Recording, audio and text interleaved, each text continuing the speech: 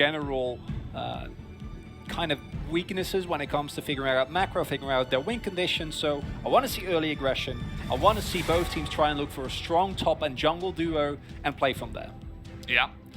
Would definitely agree with you, Chronicler, as we do see the Udyr band here. Krako gaining his own Mad Movie spotlight the last time around. That was played yesterday, actually, on the Udyr, where he dodged everything and then he smacked a couple of people in bear stance and made it look very fun. So they're going to deny that from him this time around. We also see some bans coming out here, and Doran, as you've already pointed out, has been one of the highlights for this KT roster, but even with him finding a lot of solo kills, finding a lot of pressure, it hasn't really been able to then turn it into something meaningful. Regardless, banning away power picks like the Renekton on the side of Liiv Sandbox and also banning away Summer's Gnar, I think are pretty good choices. I think the Zoe one is really interesting because to me it signals that KT want to try and put UK on something like a Straightmore Victor or maybe an Azir, right, where the Zoe actually does get to provide a lot of threat. Lilia would make it through here, and that's a great start from the draft here. I said I want to see jungle matchups and top lane matchups that are in favor for one of the teams. Lilia has a really good start. If Dorian can then combine it with something aggressive, you get a lot of pressure on that top side. Yeah, and we'll see what aggressive pick he does go for here, because the Renekton taken away, the Gnar also off the board.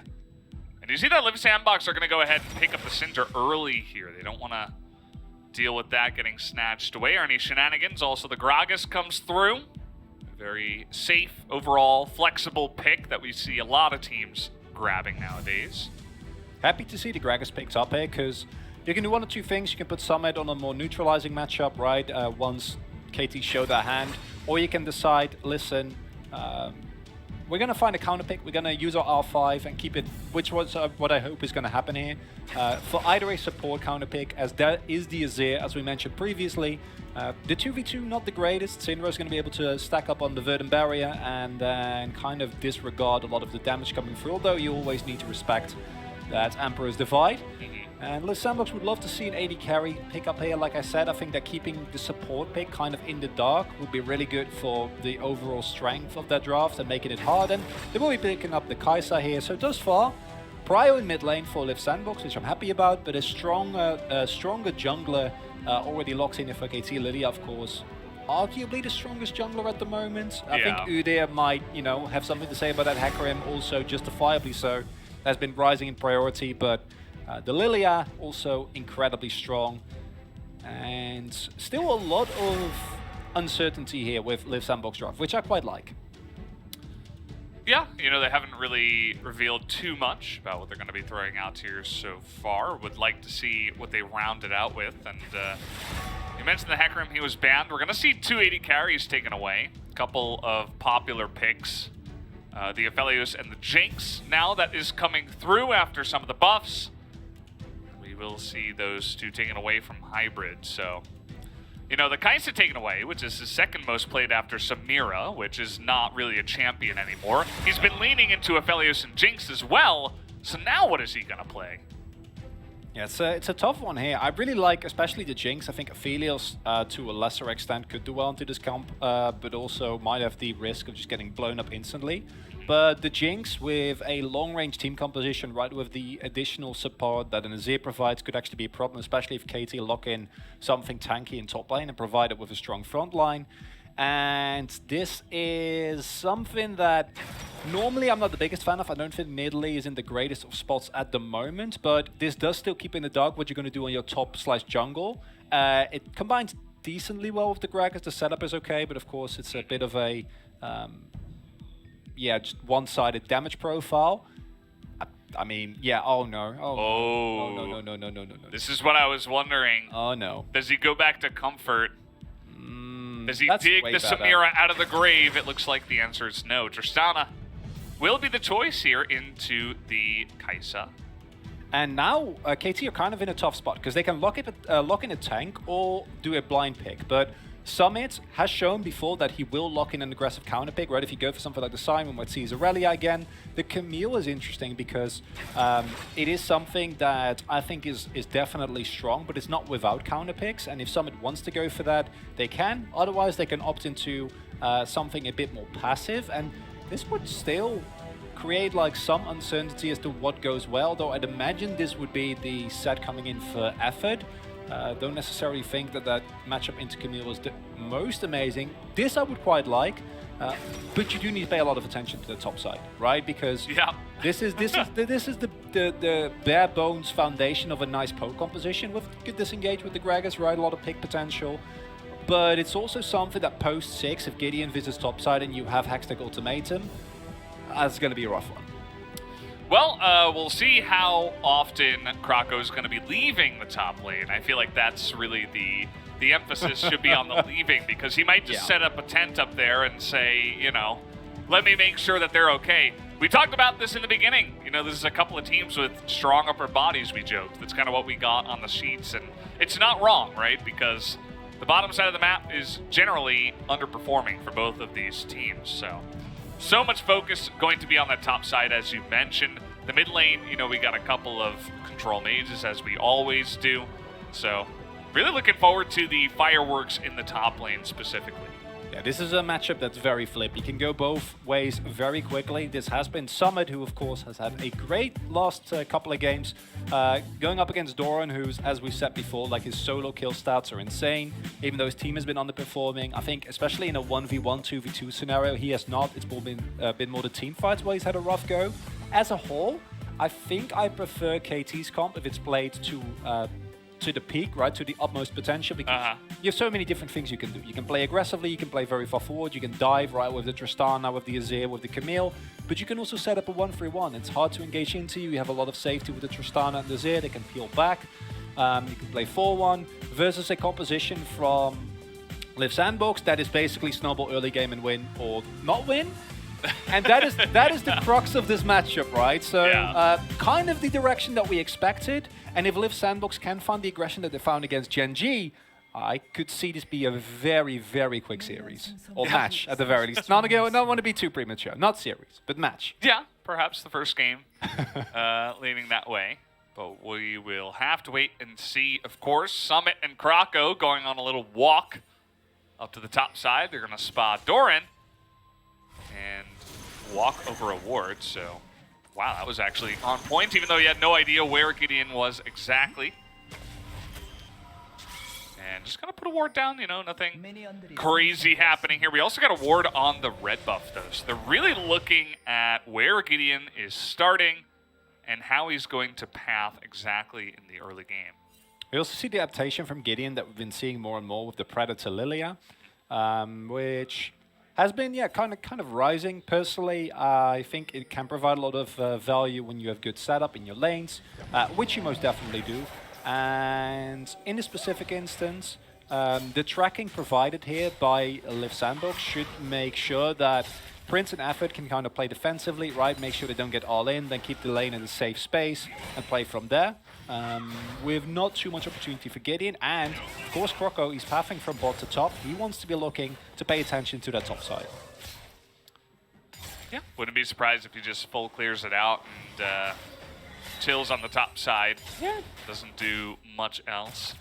This is actually the first time that Effort has played the Gragas. He said himself, actually, in a recent interview that you know, he knows he's underperforming, he's trying to do his best, and he wants to put on some flashy plays and brilliant highlights in order to kind of gain the trust back of the fans.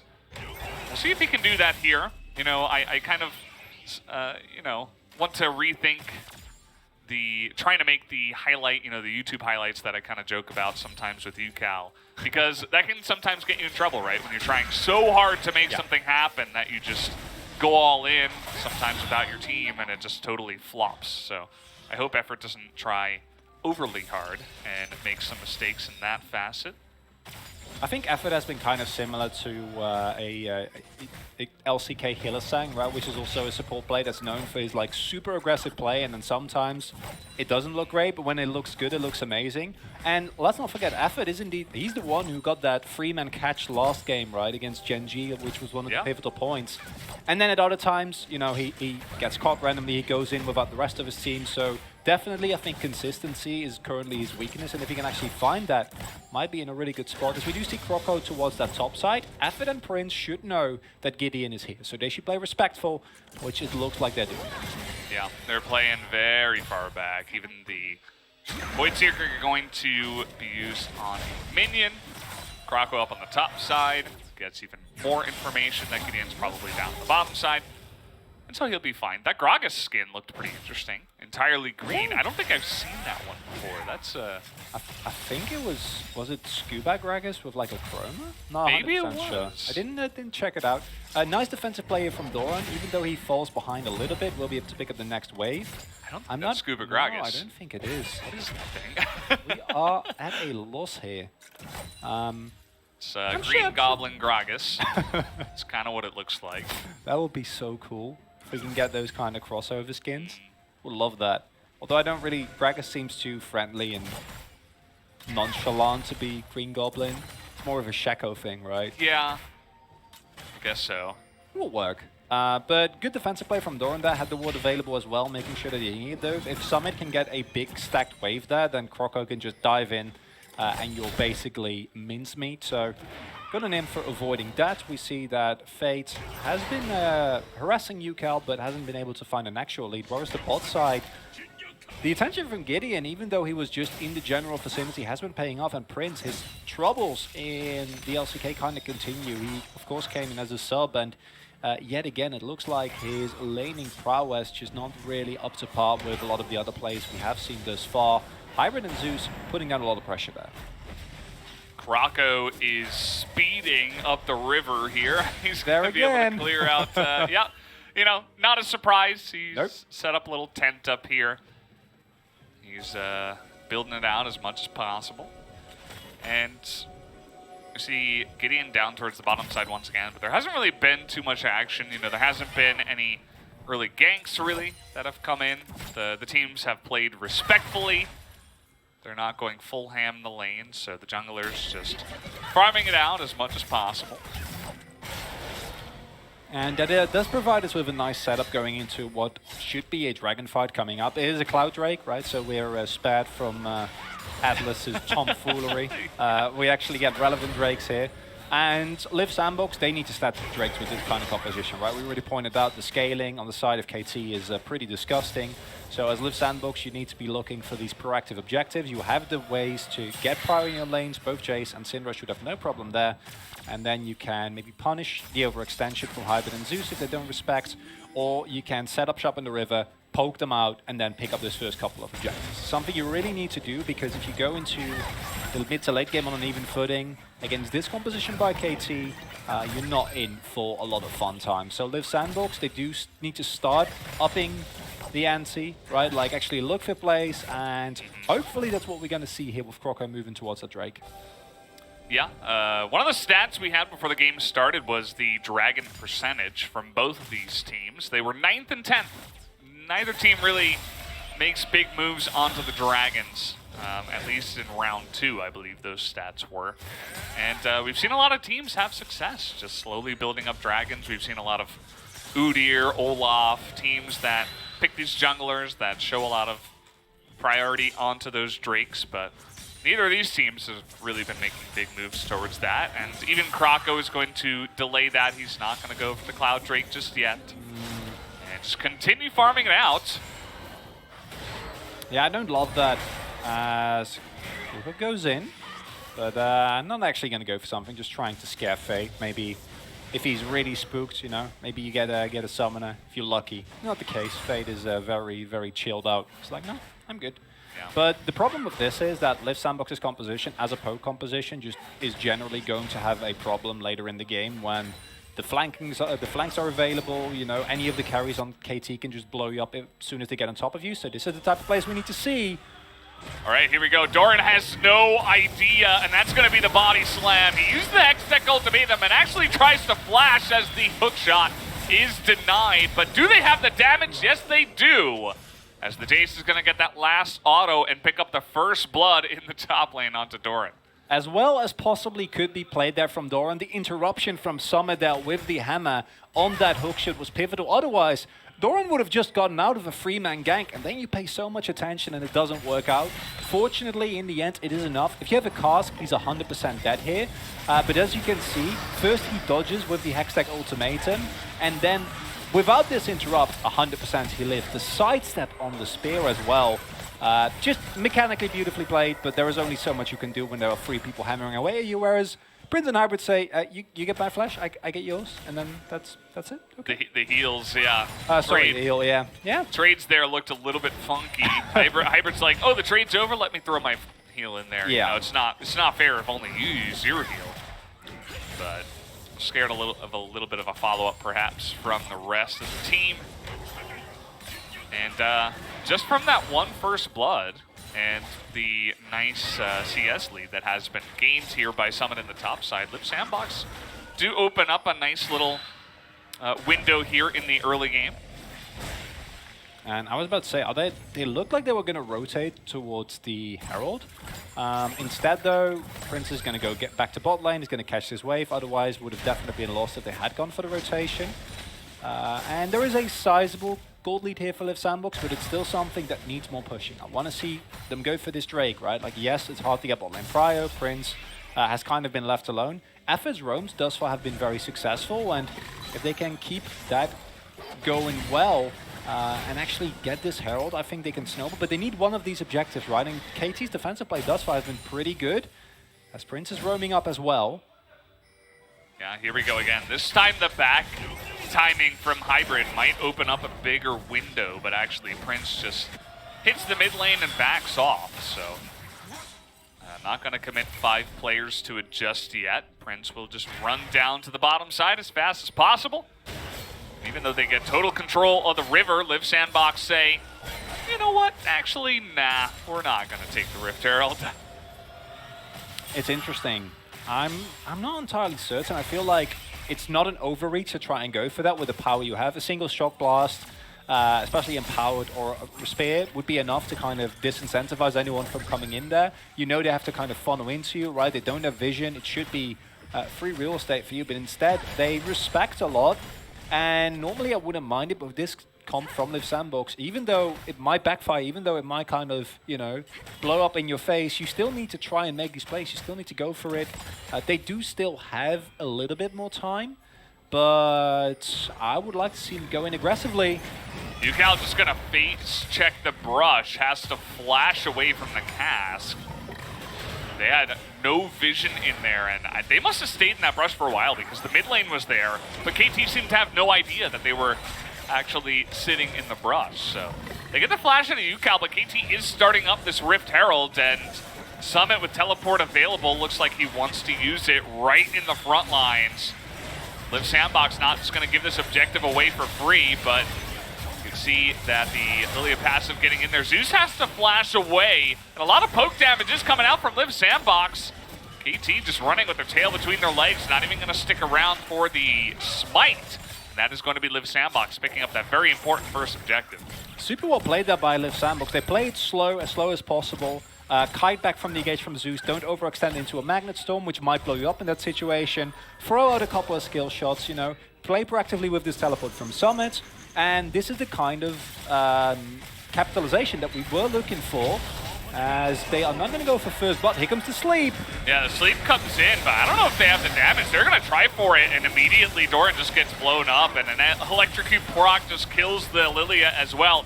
That was really forced, and Liiv Sandbox just laugh at them, take the double kill, and they're going to take the turret too.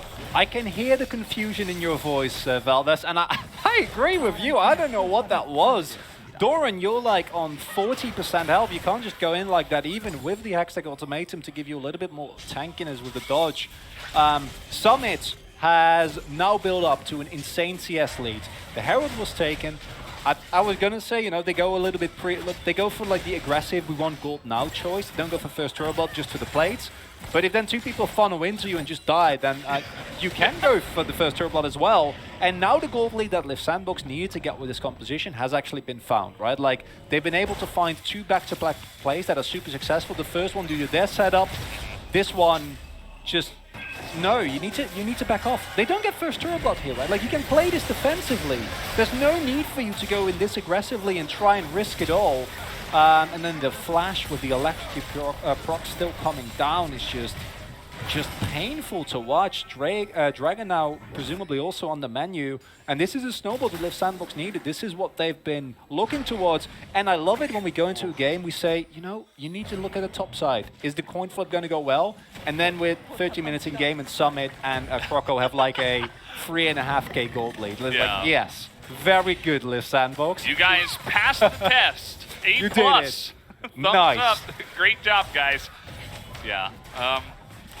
And we've seen a little bit of this from Gideon and just KT in general, just trying to force these plays that are like, you know, I don't know. You know, Lily is a great pick. Gideon has tried many times, but if this is going to keep happening, I'd say maybe, you know, throw in a Sejuani from time to time. I'm not 100% sure because, you know, the sleeps have been very underwhelming to the point where I have to mention it very directly here. Yeah, I think it's just the entire top side. I also think Doran has looked dicey at best, like especially that engage just now, as you say, just reeks of desperation, right? Like you get hit by both those skill shots. Yes, it's a bummer. Maybe give up more plates, but Bulwark will kick in. You don't necessarily have to lose your turret there, and you definitely don't have to give up 2 kills while doing it. And this is the problem that we've seen with KT coming into the second round. It just looks like they're playing really frustrated. They don't really know what to do. They don't really know how to play their outs. You have a composition where you can just play it slow as Hybrid goes in. We're going to try to get in there. Hybrid takes a lot of damage, but not as much as they're giving, as the Tristana will hop on over and pick up the kill. So this time around, Gideon does set up the nice gank. And Liiv Sandbox are not able to respond in time. And KT, while we're talking about what they're doing wrong, they also find the weak spot of Liiv Sandbox. It has been this bot side rather, that historically has not performed super well. In this instance, 2 of your strongest member, where all the gold is focused on your team, are pushing on top side. Just play it back. Don't try the 2v2. Don't try to like make any plays go in aggressively, because now you've used the teleport. You've given over 2 kills. And KT is not out of this game yet, right? We, I think, justifiably so criticized them, but they still have a composition that skills insanely well. They will be able to kind of stall the game naturally with playing 1-3-1 or 4-1 compositions with the Camille in the sideline. And even though there's a huge deficit here, Doran inevitably will reach a point where he can actually pressure Summit in a side lane. But then you do need to play it slow, right? And KT, their play in bot side is good. And if all plays are as well thought out as that one, you play away from Summit and Croco, I'm on board with it. No more trying to 2v2 the Fat, Nidalee, and Jace, though. Yeah. That is not what we need to see. But only a single Drake been taken, and it's not Liiv Sandbox.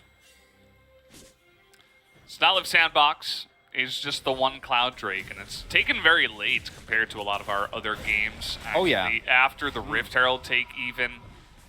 And, I mean, yeah, that was taken at about 14 minutes into the game. So definitely a very late one here. Probably won't see an Elder Drake in this game unless KT get 4 in a row and the game does go that long.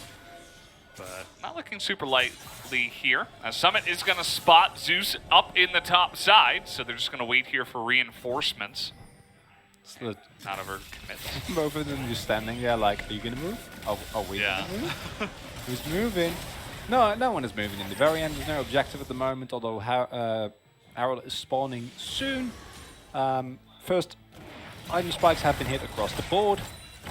And yeah, SKT, I think once you hit that 2-item breakpoint, you're going to be looking at situations where you actually can get stuff done. Until that, you just need to play it slow. And as I said, Prince, Athvid, you're up very far without any real help available to you. Clump up as well, which is basically the dream, right, for a Lilia and a Rel. You jump in, you Magnet Storm them, they're clumped up. Teleport comes in. Effort in a wonky spot here. We even have the Predator coming in from Gideon. Effort looking to flash the wall. He's going to get slept. The cast comes in, but man, you've got 2 other people that are jumping on you, so not actually going to amount to much. Does Gideon find, or rather KT find another pick here? And now they're looking for some more. If they can get some of the takedowns here, the shutdowns onto these 2 would be pretty massive. The flash comes in from UCal. They're going to shut down Summit, and they will absolutely get this Nidalee on top of it. As the Azir, UCal is going to pick up the shutdown. So that is a pretty nice turnaround now for KT. And while Liiv Sandbox has snowballed their top side, this historically has been one of their problems, actually maintaining this lead and knowing what to do with it. The composition that they have is not an easy one, but I would much rather see them like actually group up instead of trying to play the split push kind of style. Even though in a straight up 5v5 it might be rough for you, right now you still have an item lead, you have strong poke champions, you need to do something. Oh, they find Hybrid here. Not the first time that they've done that. He's just on vision trying to clear a ward, and a max range scatter the weak gets him in a lot of trouble. Prince gets in there, and that was actually a really good read by Prince to just say, oh, the rest of the team is up north killing the Rift Herald. I can come in here and pick off Tristana. So nice little pick off here. Yeah, this is just disjointed, right? Like, Croco and Summit are very far up. Summit has no mana, so you can't really commit to a fight here. Yeah, as effort, I think you're always dead there. Not a lot to be done.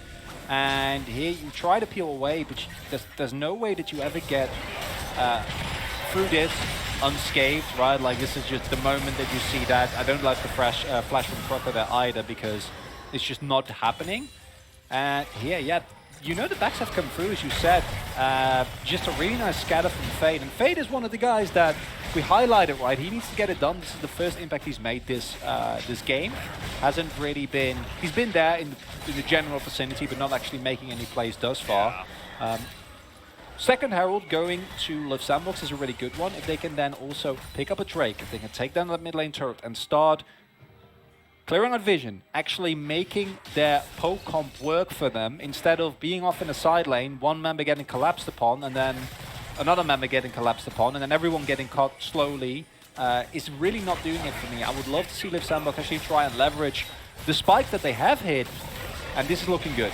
Yeah, they're going to go ahead and drop down the Rift Herald. We got 15 seconds until the Infernal Drake, so they just say, go ahead, Zerly, hit the turret, buy us some room and time, and maybe we can just burst down this dragon. It doesn't look like KT want to challenge this at all. They're actually running up to the Baron, so this is forcing a couple of members of Liiv Sandbox to kind of hang around the mid lane, just in case, get some vision down, but it's very early on, 20 minutes in, so KT not going to make a foolish maneuver onto the Baron at this point, and the Infernal Drake will just be Liiv Sandbox's.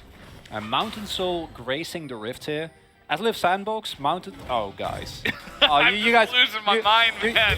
You can't see it, but Veldes was very, very frustrated with that. Understandably. That's not really reason to let that ward live. Rather unfortunate. You know, maybe they were like, this ward seems friendly. They gave it a name. Yeah. You know, that's how you get attached, right? That's the mistake, right? You can never do that. Like, that wall pops up, immediately take it down. You can't, you know, think of an elaborate backstory. Maybe the ward's name is, I don't know. Can you back me up, Brendan? Who's named the ward? Well, generally we don't name the non-control wards, so it's kind of just like nameless ward 995. I mean, Liiv Sandbox clearly has in this instance. Yeah, I mean, they did, but I don't want to put names on what they named it, you know. Fair enough. That was their mistake, right? You don't want to... We don't want to repeat that. Yeah. You don't want to humanize the ward. Then you get attached. But, yeah, I think he was just trying to hand over the ward kill to Prince, but Prince was a little bit slow. He's like, whoa, what are you talking about? It's like... And then they missed it because the scanner ran out. Yeah. So. It happens. Anyway, the ward is dead now, so... That's all that really matters. And as I was saying before, we were both getting, I think, justifiably so distracted by the ward staying alive. The Mountain Drake is a win condition here for KT, not necessarily for Liiv Sandbox. Liiv Sandbox just need to deny it, right? Because I don't think it works super well with their comp. They don't have any really tanky members. It's just going to be effort, but he's not building full tank, right? It's not like a top lane Gragas who gets the resource to make that work. But if KT stack a couple of Mountain Drakes, or God forbid get Soul, then as Liiv Sandbox, like, the game is just over because your poke comp is just not going to really do anything at all anymore. Now, of course, you can make the argument and say if the Liiv Sandbox get to a point where the soul is relevant, they've lost either way, which, you know, that might be fair.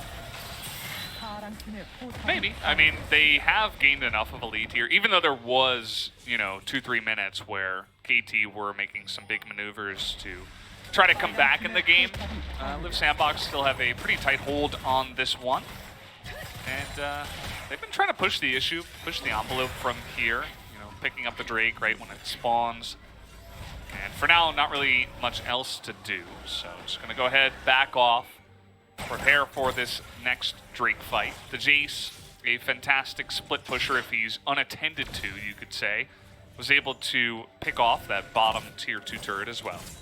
Going for Edge of Night as well, which I quite like. Reduces the risk of a bowling, like a straight bowling ball immediately blowing you up, right? Which is something that we've seen time and time again happen here within not just the LCK, but just in competitive in general with the power of Lilia. And I think that the item break books that KT are looking for, I think for the Camille you're looking at 3 items, right? Like there's going to be a point where Doran has enough levels, has enough experience to just find those 1v1s. I don't think it's quite at this point in time yet. Summit doesn't think so either. Yeah, Summit's just going to dive on top of him. The Hextech ultimatum comes in. He's going to have to flash that second Shock Blast, rather. Krako with the spear. Nice dodge once again. Flash comes in. And with a challenging smite, will it be enough? The spear is just short. And Doran will be able to make it down that very long lane. Camille's a good champion, Velvis. Yeah. Yeah, so that is a basic ability, I'll have you know. As Doran gets away in a situation where it feels like he shouldn't, but again, this does show how far ahead Summit is, right? That Doran he can't even think about trying to 1v1. He knows he's going to definitely lose that. And I'm happy that Liiv Sandbox are still trying to play through Summit. I think he has been the most consistent together with Crockeye and Fate. And they're setting up complete control of this bot side jungle, which I love because in 45 seconds Drake is coming up. Oh, what is going on here? No! Yeah, not really much to say about that one. That was just a straight up mistake. You can't face check your own jungle when you have no vision in it and you're behind. If that was Zeus, maybe, right? Even then, like, he'd probably get blown up instantly, but this is just, that's not what you can do. You know they're there. Like, you see the chase, you know he has coverage, and now all of a sudden Baron is open here. Yeah, definitely a big yikes at this point in time. KT's still going to stick around and try to challenge this one, as the Baron will go down. And it's 4v5, so KT don't really have a chance to get in here. Now, they could take the Mountain Drake, which would be pretty nice. It doesn't look like Liiv Sandbox are making any big maneuvers over there, but they're actually delaying taking it here. They're going to send Gideon over to try to solo it. They want to get the tier 1 turret instead. And for some reason, they're not going to take the Mountain Drake. I think they might be able to rush it. We see the pings coming down. I would have much rather seen them pick it up there. I think that Drake is really important in the long run. Zeus goes in. Now we're going to try to force it here. Nice engage from Zeus, but do they have the damage is the question. Doesn't quite look like it. Hybrid's totally zoned out here on the bottom side, as is Yukao. They're just going to have to dash away. The flash comes in from Summit, looking to pick off the stragglers here. But now with Baron, and KT not picking up that pretty much free Mountain Drake, they're really in a desperate situation here. And remember how important this match is. Liiv Sandbox, they're looking to keeping their playoff dreams alive, whereas for KT, these are not the type of matches you can afford to lose. They're pushing for the win here, Valdez. Yeah, and with the Baron buff, you know, maybe possible. They're gonna stick around. Nice ultimate does come out though from Yukao into the stopwatch. He's desperately trying to keep this game alive. And now Hybrid is pretty angry, as he probably should be here. We have the teleport coming in from Yukao. He's gonna look to try to pick up Fate. Spots him here. And now it looks to be a bit of a one-on-one. He's got some teammates coming in. The stun is gonna come in, and Fate is gonna solo kill him and get the back off with the Baron empowered back. And that is just insult to injury right now. That was a blind scatter. Yeah. Man, he's just that good. Fate is just that good. Oh my God. That's okay. So I don't know, why are we rewatching I don't know this? why we're rewatching this. This is, yeah, as self-explanatory as it gets. That's not allowed. And here, you already pointed it out, look at the lack of impact on Gideon here. The only person that he sleeps is Advert. Zeus goes in really big together with Gideon, but Yuka on Hybrid not really in a position to actually do something. And I would have much rather seen Liiv Sandbox back off here, but I think they kind of got carried away in the momentum. And it's the hero play from Yuka here that keeps the dream alive, right? Like they're tanking the turret, they don't actually have a waver in position to tank. The minion, the cannoneer, of course, firing away from a distance, meaning that, yeah, that's not a situation that you can really get away with. This is blind. Like that, yeah. That's actually insane. He's just that good. They still have Baron now because of that. Well, you can see the poke comp getting to work now. 2 seconds on Baron, so it's about to go down. Oh yeah. But, you know, it did its job, right? It was enough time. 2 seconds was just enough, as they're going to take down another inhibitor here. Only one Nexus turret remains in Liiv Sandbox. They want out of this game. They're not playing it safe. They're just going to blow up the Rel, who is just barely going to get away with a crash down out. UCal on the Azir has some pretty incredible wave clear, so they do have that. But still, the poke will come in. They're going to take down Doran. Effort is going to be popped by the Tristana on his way out. As here we go, Vantage Veil popped here. More Zonya's coming on in as UCal trying to stand up to everybody. He's not going to be able to, as Prince at this point, maybe just a little bit too fed. There's 29 minutes in with the Infernal Drake. This Kai'Sa will get the job done. And it looks like that's going to do it for game number 1. Kind of back and forth and kind of all over the place in this one. 29 minutes